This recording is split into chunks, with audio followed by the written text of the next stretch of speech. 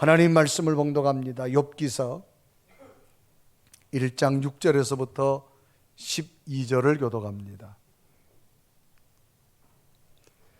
하루는 하나님의 아들들이 와서 여호와 앞에 섰고 사탄도 그들 가운데 온지라. 여호와께서 사탄에게 이르시되 내가 어디서 왔느냐. 사탄이 여호와께서 대답하여 이르되 땅을 두루 돌아 여기저기. 여호와께서 사탄에게 이르시되 내가 내 종 욥을 주의하여 보았느냐.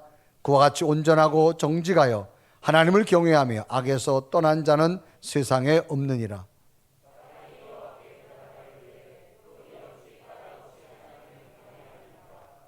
주께서 그와 그의 집과 그의 모든 소유물을 울타리로 두르심 때문이 아니니까 주께서 그의 손으로 하는 바를 복되게 하사 그의 소유물이 땅에 넘치게 하셨음이니이다.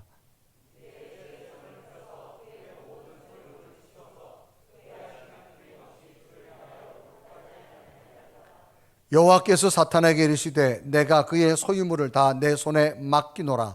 다만 그의 몸에는 내 손을 대지 말지니라. 사탄이 곧 여호와 앞에서 물러가니라. 아멘. 오늘도 거룩한 주일날 감사절에 예배하는 온 성도들, 또 성전과 유튜브로 가정에 드리는 그곳에 주의 거룩한 영이 함께하기를 주님의 이름으로 축복합니다. 자, 우리 옆에 계신 분들 인사합시다. 할렐루야, 반갑습니다. 자, 뒤에 계신 보고도 인사합니다. 할렐루야, 반갑습니다. 자, 다 같이 손을 들고 가정과 교회에서 서로 손 들고 할렐루야, 시작. 할렐루야. 아멘. 우리들의 삶 가운데 중요한 것이 있다면 기준점이라고 하는 겁니다. 여러분, 기준이란 단어는 기본이 되는 표준을 기준이라고 말합니다. 그래서 기준점이란 말은 계산하거나 측정할 때에 기준이 되는 점, 또는 어떤 것을 할 때에 기준이 되는 생각이나 사실을 우리는 기준점이라 그렇게 말합니다. 가령 수치를 계산합니다. 마이너스냐 플러스냐, 이것은 분명한 제로라고 하는 기준점이 있습니다. 이 기준점을 통하여서 손실과 이익을 이야기할 수가 있습니다. 높이도 분명한 기준점이 있습니다. 그 기준점에 따라서 얼마나 높느냐, 얼마나 낮아지느냐를 말할 수 있습니다. 어떤 땅의 경계도 분명한 기준점이 있습니다. 그래서 땅을 구입하면 경계 측량을 하게 되어집니다. 기준점을 통해서 지금 구입한 땅이 어느 정도 된다라고 하는 기준점을 통해서 그 땅의 도면을 그릴 수가 있게 되어지는 겁니다. 기준점은 삶의 중요한 부분에 역할을 미칩니다. 그래서 기준점이 분명해야 삶은 흔들리지가 않습니다.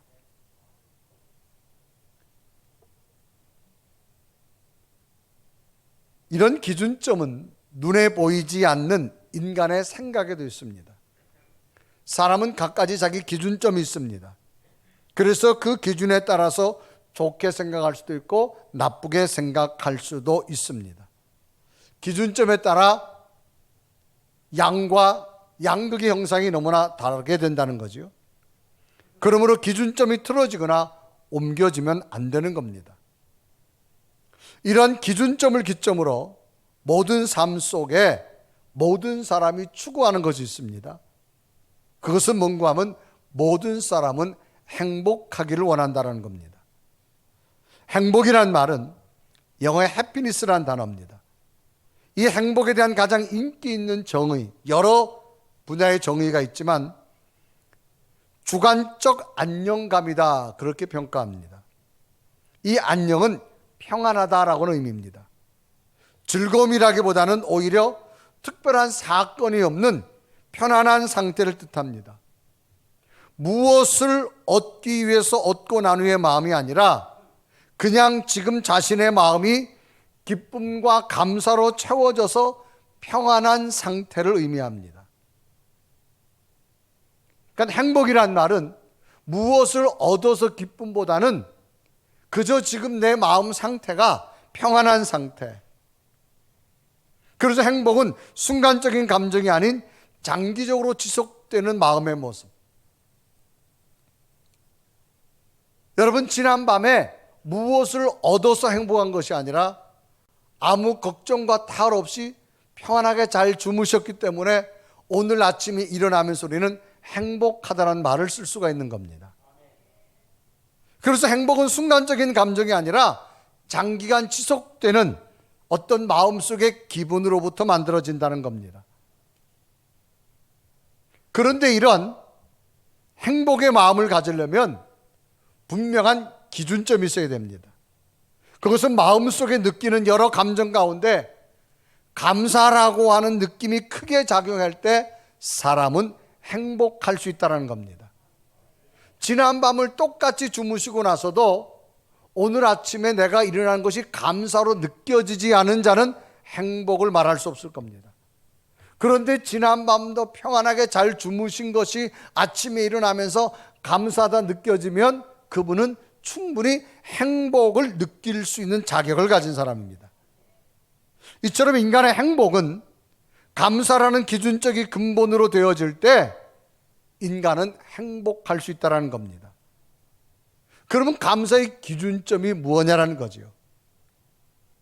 여러 분명한 이론이 있을 수 있지만 오늘 성경 속은 한 인물을 통해서 하나님이 제시하는 감사의 기준점이 무엇인가를 보면서 변하지 않는 말씀 속에 주시는 이 행복의, 이 감사의 기준점이 저와 여러분의 기준점이 되어졌으면 좋겠습니다. 오늘 성경 본문이 제시하는 한 인물은 누구일까? 욥이라고 하는 사람입니다. 따라합시다. 욥.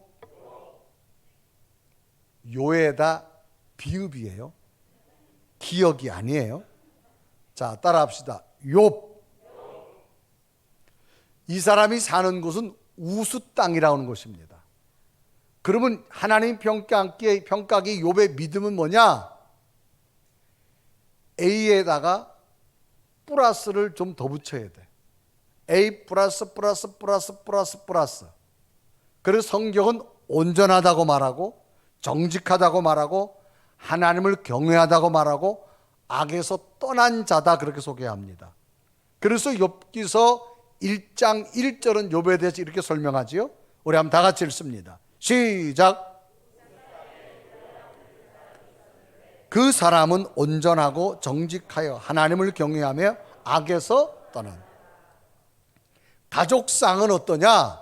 아내와 아들 7과 딸 3이 있습니다. 그래서 이어서 가족을 소개하는데 2절에 보면 그에게 아들 7과 딸 3이 태어나니라. 그런 가정 형편은 어떠냐? 당시 굉장한 부유층에 속한 사람이다라고 말합니다. 그래서 성경 3절에 보면 당시 그가 소유하고 있는 가축, 종들의 규모를 소개하는데 욥기서 1장 3절에 보면 그의 소유물은 양이 7,000마리요, 낙타가 3,000마리요, 소가 500결이요, 암나귀가 500마리며 종도 많이 있었으니 이 사람은 동방 사람 중에 가장 훌륭한 자라 그렇게 소개합니다. 그러면 신앙생활은 어떤 신앙생활이냐? 온 가족이 철저하게 하나님 중심으로 살아가는 가정이라고 성경 소개합니다.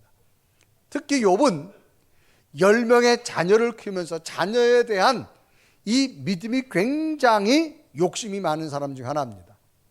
그래서 10명의 자녀를 키우다가 자녀들이 큰 즐겁고 좋은 잔칫날이 지나고 나면 혹시라도 부지 중에라도 자녀들이 죄를 지었을까 봐 자녀들의 죄를 씻어주는 제사를 드리는데 구약시대는 사람의 죄를 씻기 위해서 소나 양이나 염소를 잡아가지고 불로 태워가지고 하나님께 드리는 향기로운 번제 제사가 있습니다.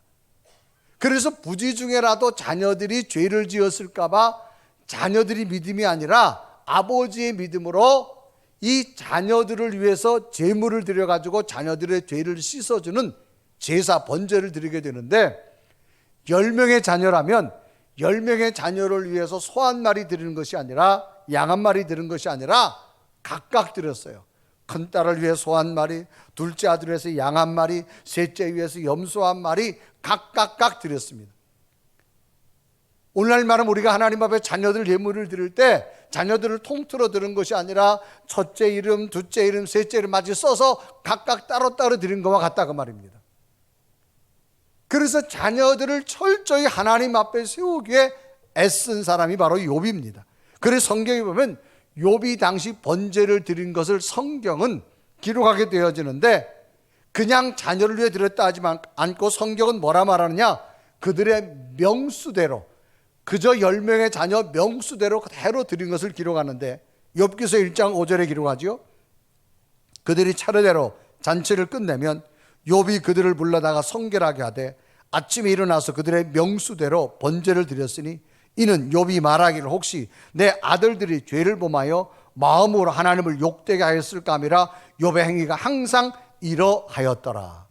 그래서 이 자녀들 10명을 정말로 믿음 안에 하나님 안에 세우기 위해서 자녀들 이름을 각각을 위해서 소 한 마리 양 한 마리 각각 드려진 이 욥의 모습.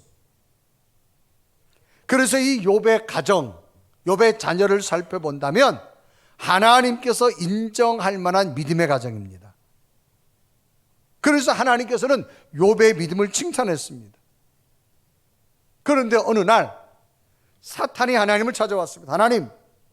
하나님이 그렇게 자랑할 만한 욥의 믿음, 제가 보니까 이유가 다른 데 있습니다. 뭐냐? 하나님이 욥에게 복을 너무너무 많이 줘가지고 그 복 준 것 때문에 욥이 하나님을 믿는 거지. 욥도 하나님이 주신 복이 없으면 욥도 다른 사람하고 똑같이 흔들리는 믿음입니다. 그러니까 하나님이 잘못 보신 겁니다. 그냥 그렇게 이유합니다. 그래서 이 욥이 하나님 믿음이 좋은 거는 하나님이 좋은 걸 잘 주었기 때문이라 그렇게 말합니다. 그래서 욥기서 1장 9절에 보면 기록하지요. 사탄이 여호와께 대하여 이르되 욥이 어찌 까닭 없이 하나님을 경외하리일까. 그러니까 욥이 하나님을 잘 믿는 이유는 까닭이 있다 이 말입니다. 그 까닭은 하나님께서 욥에게 많은 복을 주었기 때문이라는 거예요. 그래서 욥기서 1장 10절은 또 기록하죠.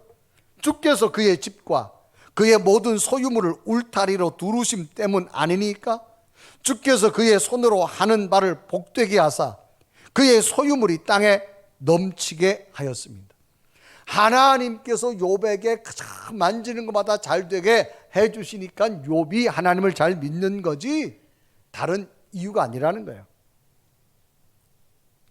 만약에 욥도 일반 사람하고 똑같이 욥에 있는 것을 다 잃어버린다면 욥도 하나님 믿는데 그 믿음이 흔들릴 거라고 말합니다. 이런 사단이 바라보는 기준에 대해서 하나님은 욥을 보고 아니다. 네가 보는 욥하고 내가 보는 욥이 다르다. 욥의 믿음은 분명히 어떤 조건 때문에 나를 살아가는 것이 아니라 욥은 그 중심에 믿음이 분명히 있는 사람이다. 그러면 내가 너한테 한번 고난을 주겠다. 네가 그렇게 자신 있게 말하는 것처럼 욥이 내가 많은 복을 주어서 나를 살아간다라고 하면 너에게 고난 줄 텐데 네가 욥의 재산과 종들을 한번 다 없애봐라. 단 욥의 몸에는 손대지 말라. 그래서 욥기서 1장 12절에 보면 여호와께서 사탄에게 이르시되 내가 그의 소유물을 다 내 손에 맡기노라. 다만 그의 몸에는 내 손을 대지 말지니라. 사단이 곧 여호와 앞에서 물러가니라. 하나님께서 바라보는 욥의 믿음의 기준점과 사단이 바라보는 욥의 믿음의 기준점이 다르더라는 겁니다. 그러면 정말로 하나님께서 인정할 만한 욥의 믿음의 기준점은 무엇일까라는 겁니다. 사단이 보는 기준점, 하나님 보는 기준점, 욥에게 무엇이 달랐는가를 찾아보면서 맥주 감사절을 맞이하며 지나가는 시간을 감사로 예배드리는 이 시간, 우리의 믿음이 욥처럼 하나님 앞에 인정받는 자가 되어져서 욥에게 부어주시는 놀라운 은혜처럼 여러분 삶에도 나타나기를 주님의 이름으로 축복합니다. 그러면 욥은 하나님이 인정할 만한 믿음, 믿음은 감사가 수반되어져야 되는데, 그러면 욥은 어떤 감사의 기준이 좀 달랐을까? 첫째는 소유가 기준점이 아니었다는 겁니다. 욥의 믿음은 내가 무엇을 얻었고 내가 무엇을 소유했고가 그의 믿음과 감사의 기준점이 아니었다는 겁니다. 이제 사탄은 하나님으로부터 위임을 받아서 욥의 믿음을 흔들려고 합니다. 그래서 하루아침에 들에 있는 욥의 가축, 욥의 종들을 다 죽게 만듭니다. 모두 잃어버리게 만듭니다. 그래서 욥기서 1장 14절에 이러고 합니다. 사단이 욥에게 와서 이르되 소는 밭을 갈고 나귀는 그 곁에서 풀을 먹는데, 15절에 보면 스바 사람이 갑자기 이르러 그것들을 빼앗고 칼로 종들을 죽였나이다. 나만 홀로 피하였으므로 주인께 아뢰어 왔나이다. 갑자기 욥에게 주인이 큰일 났습니다. 스바 사람들이 와가지고 종과 그저 가축들을 다 빼앗아 갔다고 말합니다. 칼로 죽였다고 말합니다.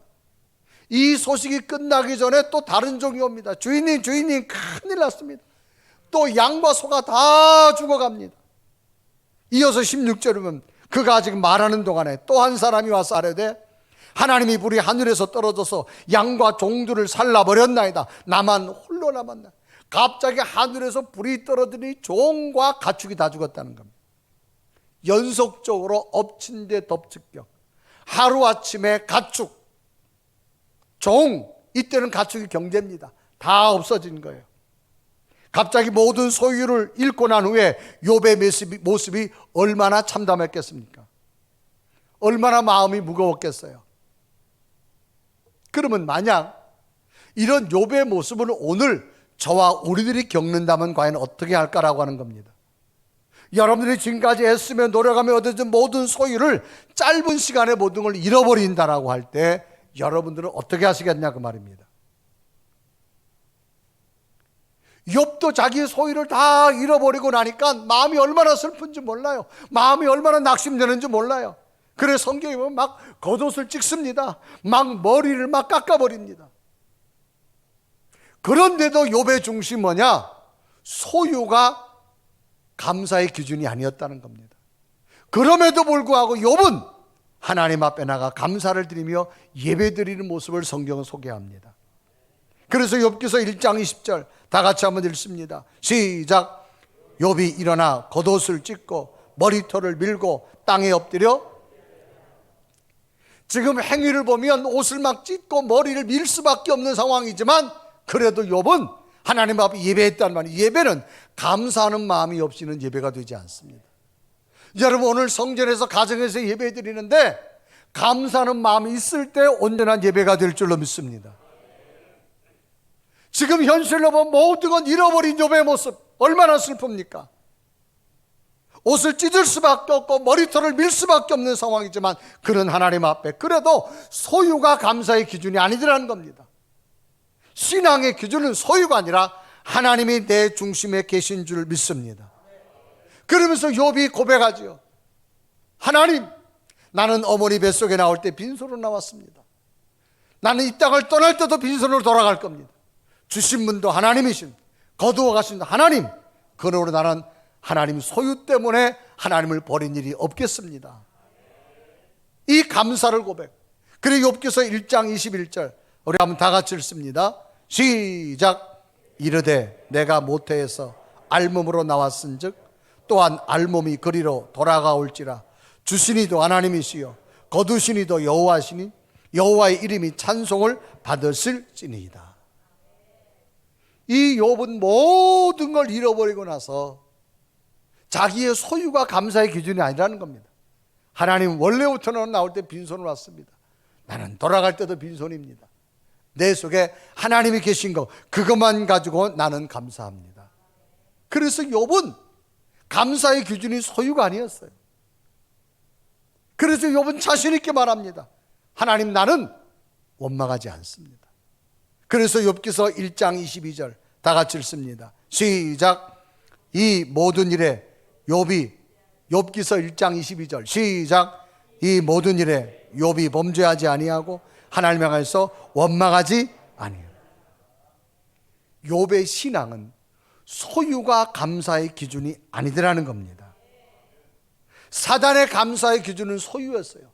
하나님, 욥이 하나님을 잘 믿는 이유가 하나님이 많은 걸 주었기 때문이라는 거예요. 하나님은 아니라는 겁니다. 그런 사단은 아니라는 거예요. 하나님이 시험해봐라. 네가 한번 다 없애봐라. 다 없었어요. 그런데도 욥은 신앙의 기준이 소유가 아니었어요. 오늘 우리가 신앙의 기준, 감사의 기준이 뭡니까? 무엇을 얻고 무엇을 소유하고, 이것이 신앙의 기준이 되면 신앙은 무너질 수밖에 없습니다. 여러분, 소유가 감사의 기준이 되지 마시고 여러분 속에 하나님이 계신 것, 그것이 신앙의 기준이 되시길 바랍니다. 두 번째로 욥은 건강이 감사의 기준점이 되지 않았다는 겁니다. 두 번째로 사탄이 와서 말합니다. 하나님, 욥이요, 내가 모든 소유를 빼앗아 봤는데 욥이 하나님을 원망을 안 해요. 근데 하나님, 욥의 몸을 한번 건강을 쳐보세요. 건강에 장사 있습니까? 욥도 병들면 하나님 앞에 원망할 겁니다. 그래서 욥기서 2장 5절에 기록하죠. 이제 주의 손을 펴서 그의 뼈와 살을 찢소서. 그리하시면 틀림없이 주를 향하여 욕하지 않겠습니까? 이때 하나님 말합니다. 사단아, 네가 보긴 그러냐?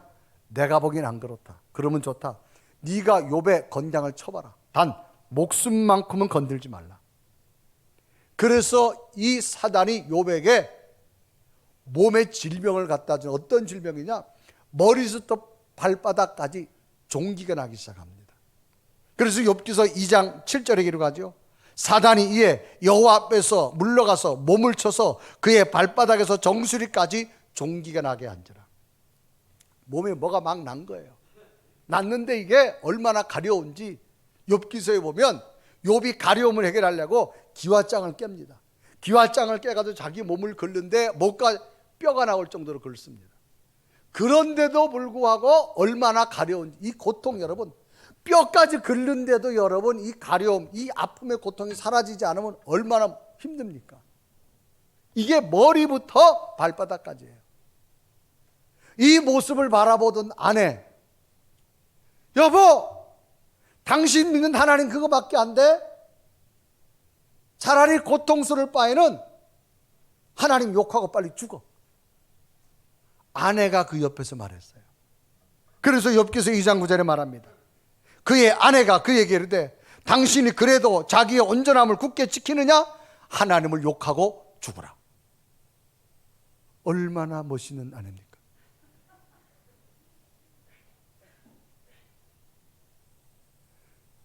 여러분, 저는 이걸 충분히 이해해요. 왜? 여러분, 사람이요, 너무 고통 가운데 있으면, 그래서 여러분 요즘 병원에서도 보면 그 연명치료라는 거 있잖아요. 고통을 오래 할 거냐, 고통을 줄일 거냐.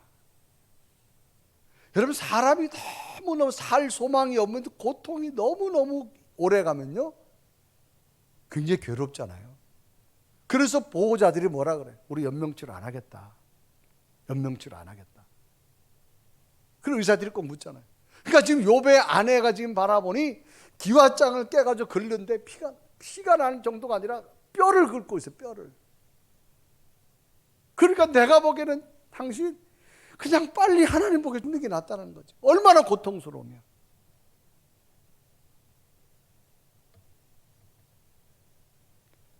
자, 이럴 때 욥이 과연 어떻게 하겠냐 그 말입니다.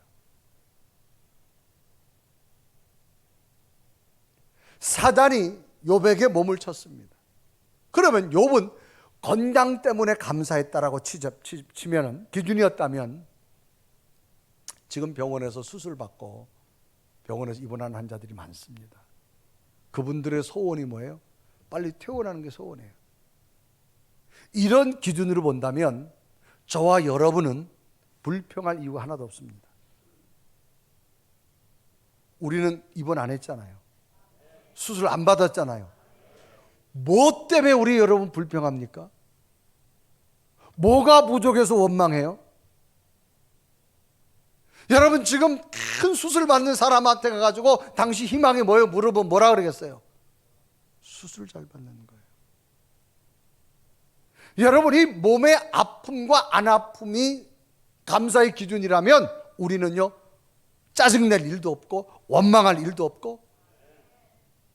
근데 왜 짜증내요? 왜 원망합니까?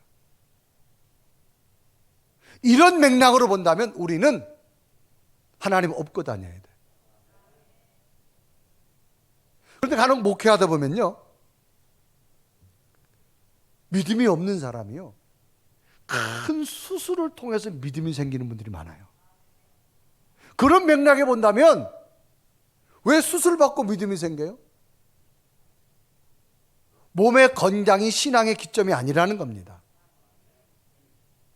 건강할 때 믿음이 없다가도요 큰 수술 받고 믿음 생기는 분들이 참 많습니다.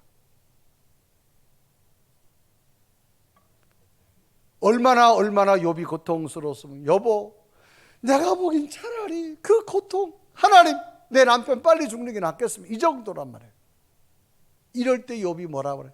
아니야 여보 여기에도 하나님의 뜻이 있어.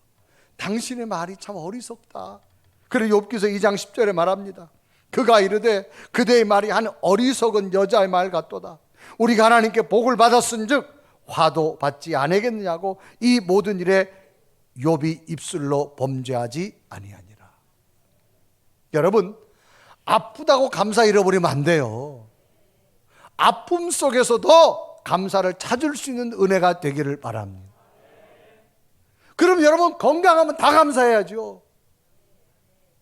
근데 여러분 건강 얼마나 감사해요? 안 그렇잖아요. 그러니까 욥은 건강, 사람이 죽고 사는 게 감사의 기준이 아니었다는 겁니다. 세 번째 욥의 믿음이 뭘까?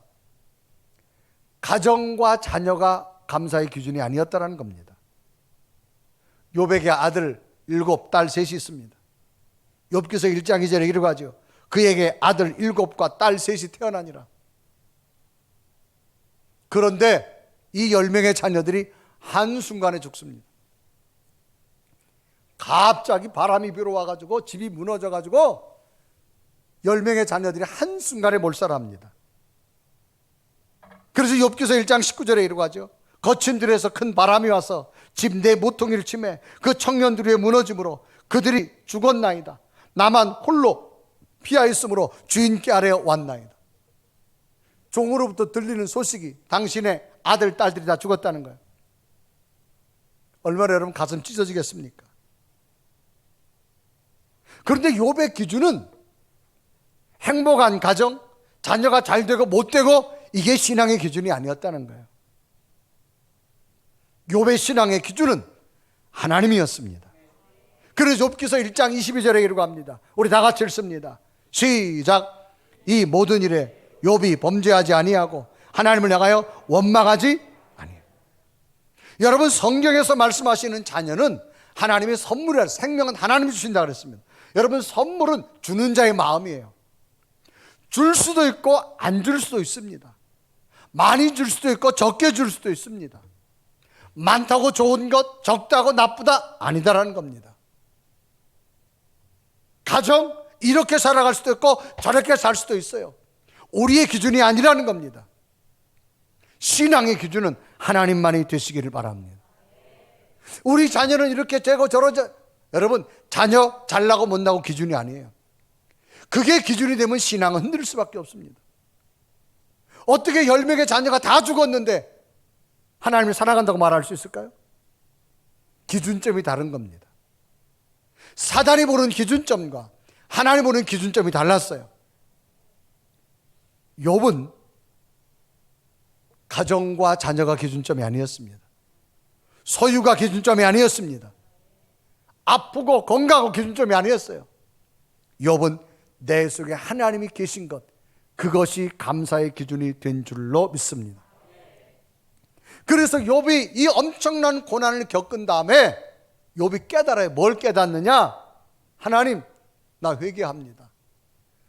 정말로 내가 그동안은 귀로만 하나님을 들었는데 이제 눈으로 볼 수 있게 됐다라고 말합니다. 그래서 욥기서 42장 5절에 이루고 하죠. 내가 죽게 되어 귀로 듣기만 하였사오나 이제는 눈으로 주를 배옵나이다. 그러면서 이 고통 가운데 자기의 믿음이 흔들린 걸 하나님 앞에 회개하는 거예요. 그리고 욥기서 42장 6절에 말합니다. 그러므로 내가 스스로 거두어드리고 티끌과 재 가운데서 회개하나이다. 정말로 이 고통 가운데 욥도 자기의 믿음을 지킨다고 했는데 아니더라는 거예요. 이 고통 가운데 자기의 믿음이 너무 흔들린 걸 하나님 앞에 회개한다라고 말합니다.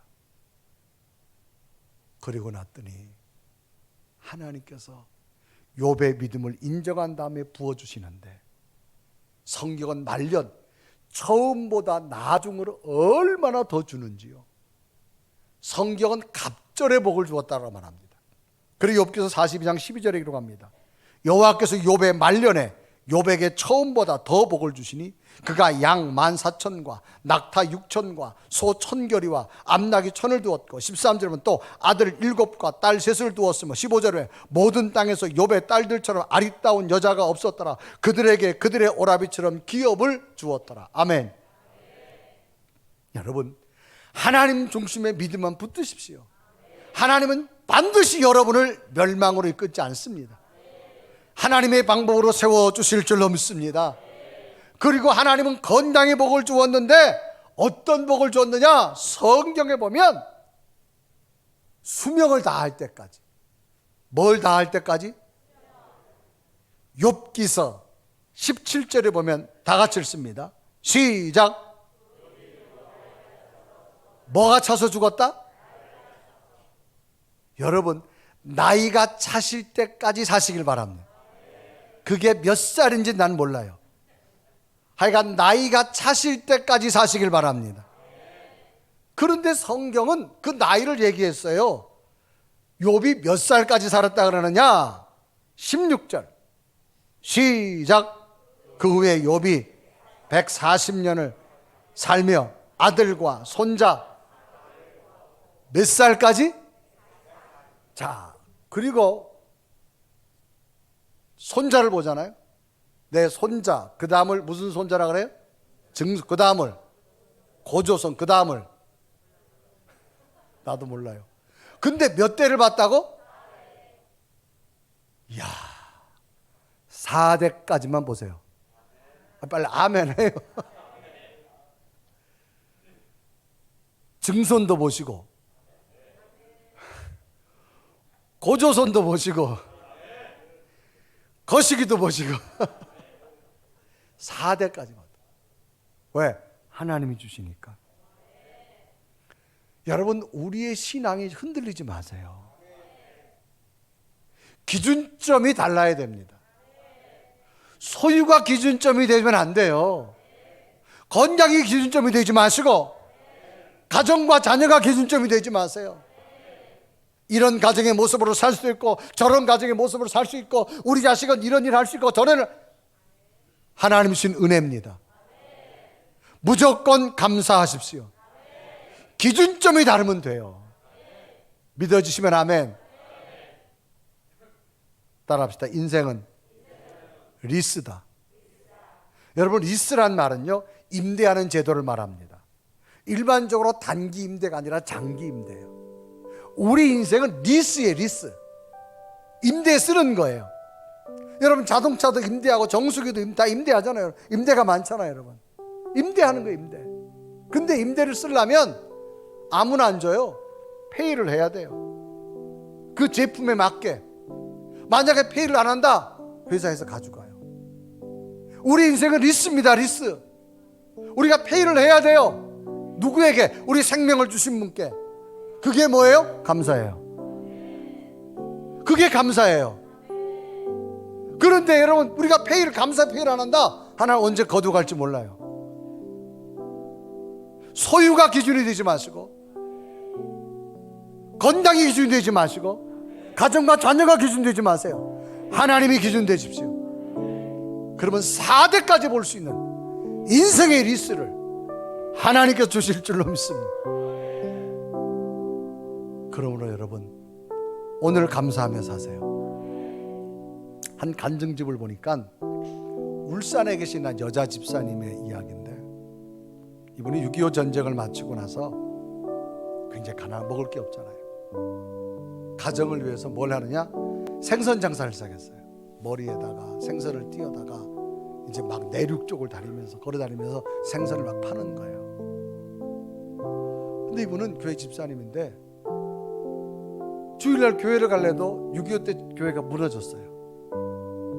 예배 드릴 곳이 없어서 집사님 마음이, 하나님 하루속히 성전 건축할 수 있는 힘을 좀 내게 주세요. 이게 늘 기도 제목이에요. 정말 먹을 게 없어도 감사하며 하루하루 살아갔어요. 그래서 이 집사님의 꿈은, 하나님 죽기 전에 내가 성전 하나 멋지게 건축할 수 있는 은혜를 주세요. 10년 동안 기도해도 아무 변화가 없어요.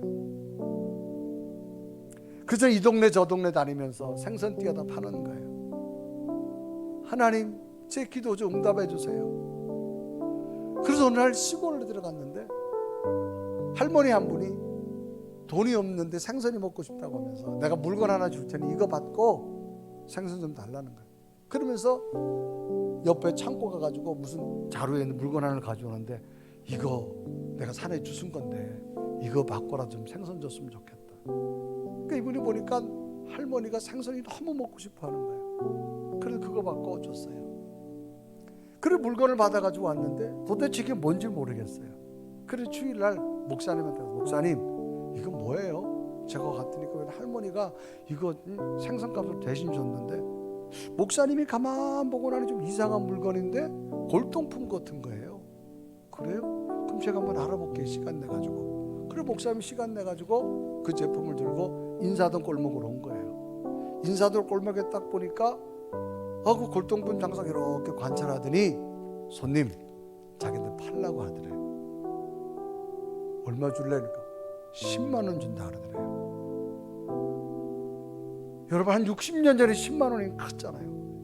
목사님이 딱 집값 하나 쓰고 이게 값 나가는 거네. 아니 이건 내 거 아니라고, 우리 교인 거라서 내가 그냥 알아만 보러 왔다니까 20만 원 준다 그러더래요. 아니 그게 아니고 우리 집사님 50만 원 준다 그러더래요. 아니 그런데 돌아가 100만 원 준다 그러더래요. 아니 이거 우리 집사님 200만 원, 마지막 500만 원 준다 그러더래요. 목사님 야 이게 보통이 아닌가 보다. 아니 이거 우리 집사님 그 마지막 최종 600만 원 준다 그러더래요. 그리고 600만 원을 받고 가져온 거예요. 이게 뭔고 하면 그 시골 할머니가 6.25 전쟁이 끝나고 산에 갔는데 미군 군인이 장교 하나가 산에서 죽은 거예요. 근데 이분이 골동품을 하나 가지고 있다가 시신은 다 썩고 그것만 남은 거예요. 그래서 산에 갔다가 주워 가져온 거예요. 그거를. 그러다 생선 먹고 싶어서 지금 생선 장수한테 그냥 준 거예요. 집사님이 돈 600만 원을 받아들고, 하나님 감사합니다. 역시 하나님은 기도대로 감사드려 주시는군요. 그러면서 600만 원 중에 400만 원을 띄어가지고 성전을 지었어요. 아멘 안 할 줄 알았어 내가. 아멘. 200만 원 남았잖아요. 그래서 이분이 11조 드리고 감사감 드리고 목사님께 드리고, 하나님 이제 이 돈 뭐 할까요? 기도만 하면 바닷가 모래사장이 자꾸 보이더래. 이상하다. 왜 모래사장이 보일까? 이상하다. 기도만 하면 모래사장이 보이더래. 그래서 어느 날 우연히 가다가 바닷가 모래사장이 있는데 하나님께서 그걸 사라고 하는 영감을 주더래요. 그때 그 땅이 5,000평이었대요. 그때 그게 300원씩이었답니다. 그래서 돈을 더 보태서 샀대요. 땅을 150만 원을 주고 산 거예요. 하나님 왜 이 땅을 사라 그랬을까요? 그리고 한 2년쯤 지났나요? 웬 신사들이 자기 집에 오더니 그 땅을 팔라 그러더래요. 그래서 아니 나 그 땅 모래밭 그냥 안 판다니까 자꾸 팔라고. 그러면 그 땅 얼마 줄 거냐고. 그러니까 5천만 원 준다 그러더래요. 에이 나 안 판다고. 1억 준다 그러더래요. 아니 안 판다고. 2억 준대요. 아니 안 판다고요. 5억 준대요. 그게 그래서 그게 26억에 팔렸답니다.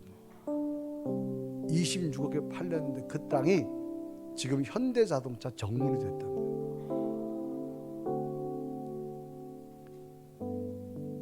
이분이 그 돈을 가지고 울산 지역에 또 건축을 해서 자기의 간증록에 정말 하나님은 살아계시다고 말하며 어려운 가운데서도 감사하며 하나님 붙들고 살았더니 끝내는 하나님이 세워주시더라는 거예요. 2020년 코로나19라는 것 때문에 두려웠잖아요. 여기까지 인도하신 하나님 감사하십시오. 우리가 감사할 이유는 우린 기준점이 달라요. 소유가 아닙니다. 건강이 아닙니다. 가정과 자녀들이 아닙니다. 하나님 때문에 감사하십시오. 요백에 주신 은혜가 오늘 성전에 예배하고 가정에 예배드리는 모든 분들께 이런 놀라운 기적 같은 일들이 일어나기를 주님의 이름으로 축복합니다. 우리 한번 고백하며 찬양할까요? 그러므로 여기까지 인도하신 하나님 정말로 감사합니다. 우리 고백하며 하나님 앞에 찬양합니다. 감사하신 하나님, 에베네셀 하나님, 살아계신 하나님, 살아계신 하나님, 에베네셀 하나님, 여기까지 인도하셨네. 감사하신 하나님, 여기까지 인도하 살아계신 하나님, 살아계신 하나님, 감사하신 하나님, 에베네셀 하나님, 살아계신 하나님, 에베네셀 하나님. 우리 한번 다 같이 두 눈을 감으시고 우리의 믿음의 감사의 기준은 어디에 있는가를 다시 한번 생각해 보시며, 욥은 소유가 아니었고 건강도 아니었고 가정과 자녀도 아니었습니다. 그 중심에 하나님이었습니다. 우리는 소유와 건강과 가정과 자녀가 가장 소중한 것이라 생각되기에 이것 조금만 잃어버려도 우리는 원망합니다. 하나님은 이걸 보시지 않습니다. 우리 중심 가운데 계신 하나님 붙들고 하루하루 감사하며 살아가는 이 믿음의 고백, 주신 분도 하나님, 거두어 가신 분도 하나님, 빈손으로 왔다 빈손으로 돌아갈 수밖에 없는 존재, 여기까지 인도하신 하나님 정말 감사합니다. 코로나19라고 하는 두려움 속에 지켜주신 하나님, 우리 가정과 자녀들 평안케 하신 하나님, 무엇을 이루고 얻어서가 아니라 오늘 하나님이 계시기에 감사를 고백하며 맥주 감사절을 맞이했습니다. 이 감사 붙들게 나가게 하여 주셔서 이 감사로 더 큰 위대한 미래가 내 삶 속에 펼쳐지게 하옵소서. 우리 간절히 고백, 하나님 감사합니다. 당신만 가지고도 감사할 믿음 되게 해달라고 고백하며 기도드리겠습니다. 살아계신 하나님 감사합니다. 오늘도 거룩한 맥주전에 정말 하나님 당신 때문에 감사할 수 있는 믿음 되게 하시고 당신 때문에 감사의 고백이 넘쳐서 하나님의 살아계신 하나님의 은혜, 하나님 능력으로 충만하게 하옵소서. 오 살아계신 하나님, 오 성령의 하나님, 하나님만의 동행하기 원합니다. 하나님만의 은혜 주시기 원합니다. 주여 당신의 권수와 능력으로 임하여 주시옵소서. 하나님 은혜로 주여 주여 하나님 간절히 원합니다. 주여 당신의 하나님 나를 도우시고 나를 세우시고 거룩한적으로 충만치 감사의 하나님 감사, 하나님 감사, 하나님 앞에 은혜가 되고 충만하게 나타나주시옵소서.